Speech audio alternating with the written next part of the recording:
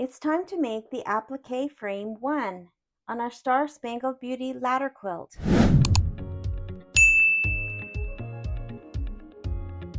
The applique frame 1 is on page 27. I have the fabric fused with interfacing on the back, and I have the batting. This will also use from the embellishment packet the pink glitter ribbon as well as the clear vinyl. This will be a frame with the clear vinyl that you can slip a picture into this block. So let's get started on our applique frame. I've opened Embroidery Essential software, and I am going to bring in the files for the applique frame 1. I'm going to open the quilting bundle, and this uses the floral 14 block by block, and I need the 6x6 design. I will drag and drop that into the hoop, and then I will go back to the embroidery files folder, and I need to bring in the frame 1, and I will drag and drop that into the hoop. Now the last hoop that I used was a 6x10, so I am going to come up to the preferences folder and choose my 7x12 and select OK. I am going to make the changes that I've been doing with the background quilting. Kimberbell has 5 steps to the background quilting. The first is the placement for the batting. The second is the tack down of the batting. The third is the placement for the fabric. The fourth is the tack down of the fabric, and then the background quilting. My batting is cut exactly to size, and so I do not run the second step, which is the tack down of the batting, because it wouldn't do anything. I will hold my shift key down and select the third step, which is the placement for the fabric. This is only 1/4 of an inch past the batting, and our fabric is cut much larger, and so that is a step that I don't need either. I will delete those 2 steps. Now this is ready to be saved. I will come to File, Save Stitch File As, and I will name my design. I will put this into my Combined Files folder and add it to my USB. So let's go stitch out the applique frame 1. I will go to Embroidery and to my USB and to my Combined Files folder, and I am going to choose frame 1 and hit set. I need to come up and change my hoop. I am using my 7x12, but I am going to choose the 8x12 in my machine because I don't have a 7x12 setting on my machine, and I will increase my speed. I had lowered it for my last project and select OK. I will choose embroidery, and now I'm going to go to layout and move because I can save all of the stabilizer on the bottom because I have my strip attached, and I will just bump that all the way down to the bottom. And now because my machine is set for an 8x12, but I have a 7x12 actually on my machine, I need to move this over to kind of compensate for the fact that I have a thinner hoop than what my machine is set for. So let's start stitching out the background quilting, starting with the batting placement.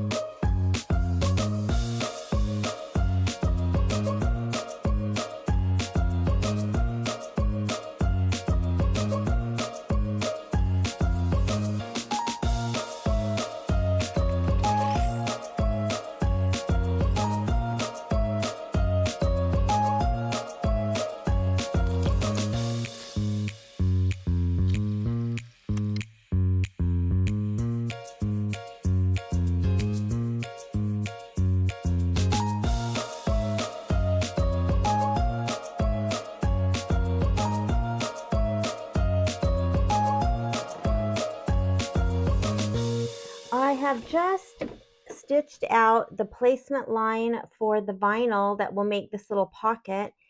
And I wanted to mention that when I'm putting vinyl over something, I try to just use a little, sticky roller to make sure that there's no threads or, hair or anything under the vinyl, because of course, once we stitch the vinyl on, you wouldn't be able to remove it. So now here is my piece of vinyl, and I decided to go ahead and just trim my vinyl to the size that the directions called for. I thought maybe it was a little bit confusing when I did the house, and most people probably wouldn't do it the way I did it. So with that being said, I went ahead and cut the pieces that I'm going to use for the rest of the quilt down per the directions. And when placing this, I just want to make sure that this is clean also. I'm going to go wipe it off with some muslin to make sure that there's no little specks on it. And then we will place this and stitch it down. So when I'm getting ready to place this, it might be hard to see because of course the thread matches the background fabric, but the top of the stitching ends right here. You can see it right there and right here. And this just needs to line up with the top of the stitching, and the rest of the vinyl will just overlap, and then we will trim that to size. So I am going to line the vinyl again right with the top of those stitching lines and making sure that it extends evenly. I'm going to put 2 pieces of tape. I am going to make sure that my tape is not covering any of these placement lines. That would be a little bit hard to get out. So I will just tape it down, and then it will just run that again.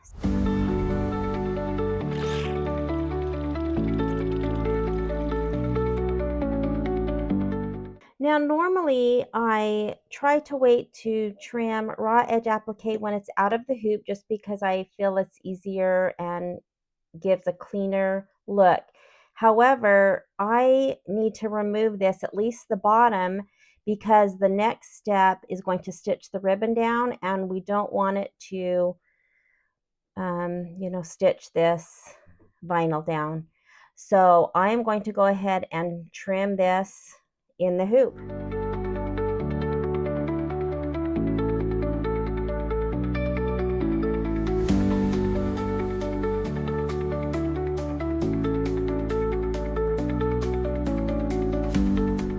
So this little square is to line up the glitter ribbon, and the directions say to cut this piece 18 inches. I think that's way too long. However, again, it's probably great to follow the directions. I am going to mark, this little mark that I made is 7 inches from the end, so double that would be 14. And again, I am not cutting all the excess off. I have the whole entire ribbon, and it's just, that's just built into me. So I marked 7 inches, and I'm going to place this little mark right over and center it, and then I'm going to tape it.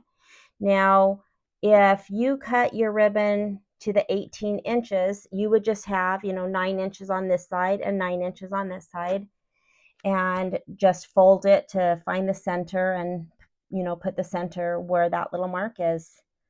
So I'm going to go ahead and tape down that ribbon, and we will tack it down. I also wanted to mention that this ribbon is double-sided, so it doesn't matter which way you place it. When you tie your bow, it's going to be the glittery on both sides, which is really good because some ribbons are not double-sided.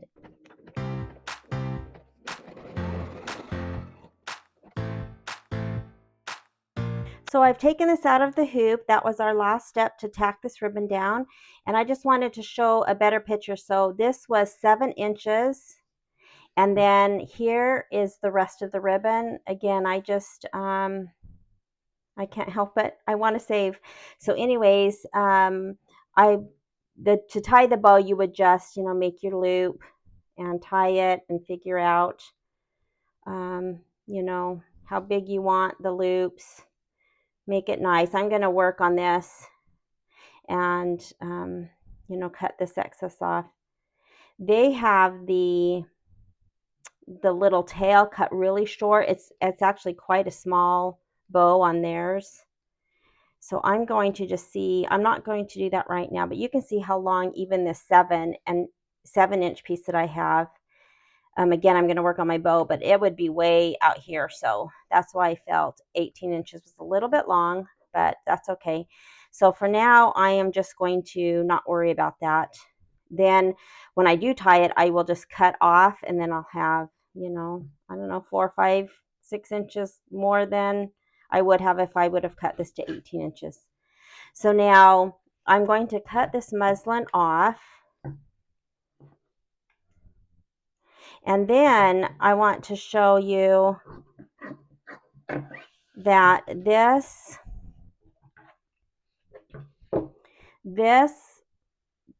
background quilting does not go, it's kind of hard to see because the thread's the same color as the muslin, does not go into the seam allowance this time, like many of our most recent ones.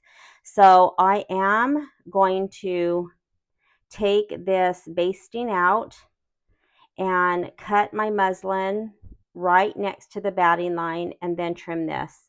Now, another thing you could do if you like using the basting as kind of a guideline, I will press this first. I could use my orange pop ruler, cut using this as a guide, and then I would have just a little bit and I could come back and trim that little, you know, 1/4 of an inch, because I would have cut all this off down.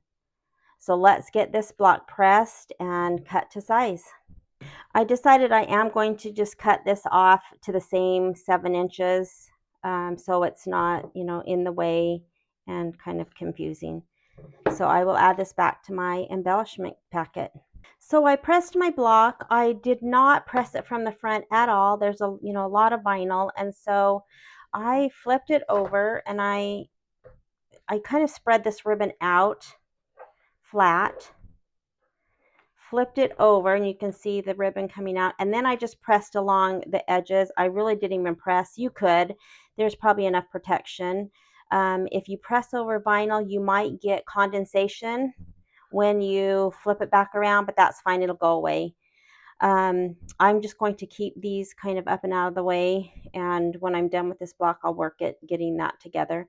I am going to leave these basting stitches in for now. I'm going to use my 6x6 orange pop ruler, and again, I always just use the color for my tack down and my placement of my batting, tack down of my fabric that I'm going to do for the quilting, just because it saves a step. And so I know it's hard to see. This lines up pretty good right with the tack down. It doesn't, you know, bunch in. If this is how you're going to cut, you might want, even if you don't use the orange pop rulers, especially if you use a regular ruler, you might want to do a little bit more visible thread for the tack down of the fabric. Of course, in person, I can see it. And so I just line it up and make sure it's even. Make sure that your ribbon is out of the way. And then we will just trim this block up.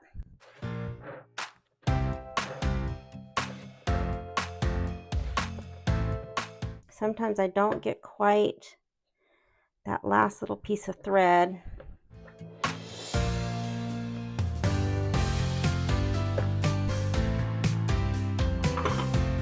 I am going to remove this little 1/4 inch of muslin. I always do that when I can, just so that there's less bulk in the seams. So I do still have to take out, because you can see that the basting still is right for the most part. There's some spots that don't have that, but I will go ahead and just take whatever basting is still there. I will take it out, and then we'll trim the back. I also want to mention when I take my basting out, I will take it from the front and, cut or just, pull the top out. And then if I flip it over, I can grab usually my bobbin thread and hold down, and I can literally, I'm not sure if you can even see this, but I can just literally pull this straight out. Not all the time. Sometimes I have to do a little bit more work, but a lot of times that bobbin thread will just come out, then I can flip it back over and then just pull this out. So that's my goal anytime that I take out basting stitches, is to try to get that bobbin thread just pulled in one long piece. So now that I have all that basting out, I am just going to again trim this little 1/4 of an inch. There's not much to hold on. A lot of times I will take the basting out before I trim to size, and then you have a big piece to hold on to, and it's a little bit easier. But that basting does come in handy to kind of center your block. So I am just going to take this and trim that little 1/4 of an inch off. Again, this, I don't know if it's totally necessary. Most people probably don't do this, but when I can and don't have the stitching from the quilting in the seam allowance, I try to do this just so that the blocks are less bulky when you sew them together. So I will just trim around each edge to get that out of the seam allowance. So I've tried a few different things to make this bow look good, and I've come to the conclusion that I think it's just the way it's stitched down, that I need to go ahead and tie just a knot on the top. I don't know why that seemed to work better. Let's see if I can do it again. And now to tie the bow, and I'm not sure if, I don't know why, it just seems to work better. The other ways, just tying like you normally would, just didn't seem to work, and they didn't look good. This looked better, on the knot, the center of the bow. So to me, this looked better than anything that I was able to do without tying that little thing first. But I don't make a lot of bows, so you may have a way that works good for you. So just play around with it. And I like when my tails kind of go, instead of like the picture where they both go down, which is, cute. It doesn't really matter. I really do like when I have one tail that goes above and one tail that goes below.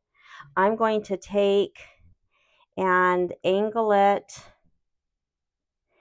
And I think I've determined in my years of crafting that I angle them the same way, even though they're on opposite sides. And so I angled this one out. So essentially, the longer point of this angle is towards the outside of the bow and not, towards the inside. I don't know if that makes sense. So if I angle this way, and then I come and angle it the same way instead of turning, and try to get them about the same, then this, again, this longer angle is toward the outside, this shorter is towards the inside. And that's just a personal preference. You can, this is a bow that you can do any way that you want. I love that. I think that's exactly what I was hoping that it would look like. And then we'll be able to put a cute little picture or a note or a 3D object that, maybe somebody served in the military and there's a cute little, medal or something like that that can go into this fun little pocket. I love it.